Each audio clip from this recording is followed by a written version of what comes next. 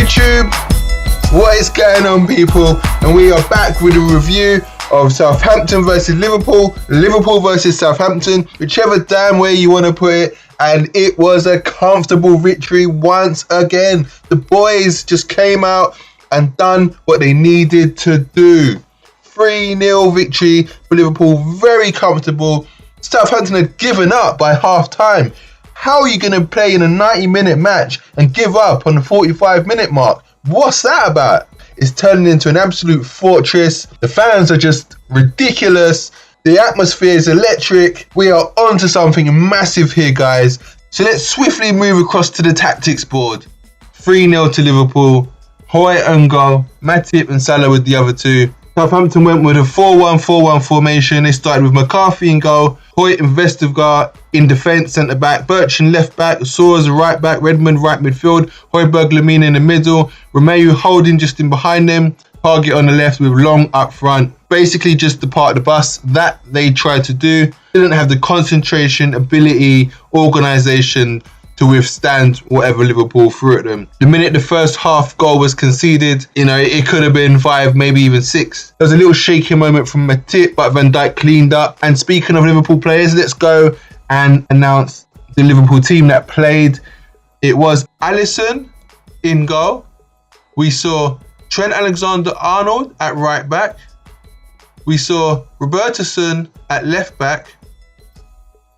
Virgil van Dijk in at centre-back. We saw Joel Matip join him at centre-back. Gomez clearly being rested.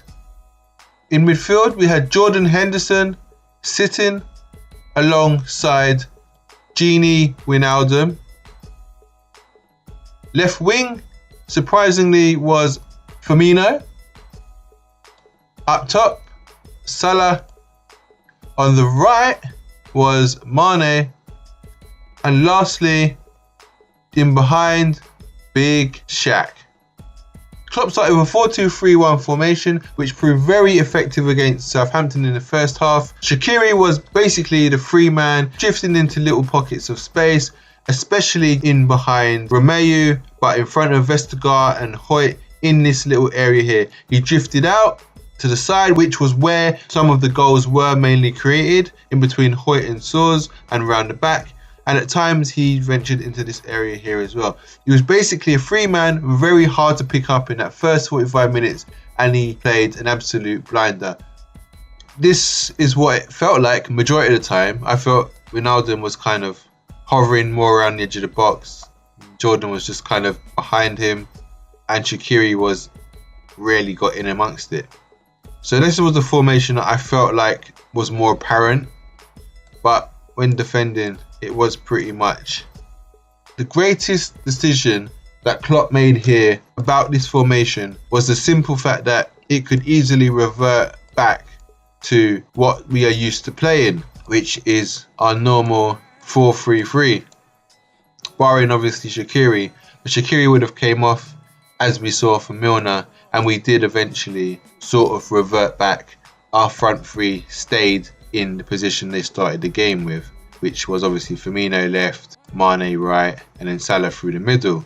But I think that was more of a safety guard for Klopp in case things didn't really go right against Southampton, that he could use the players on the pitch to revert back to a different formation and become our more normal, usual, fluent selves like from last season.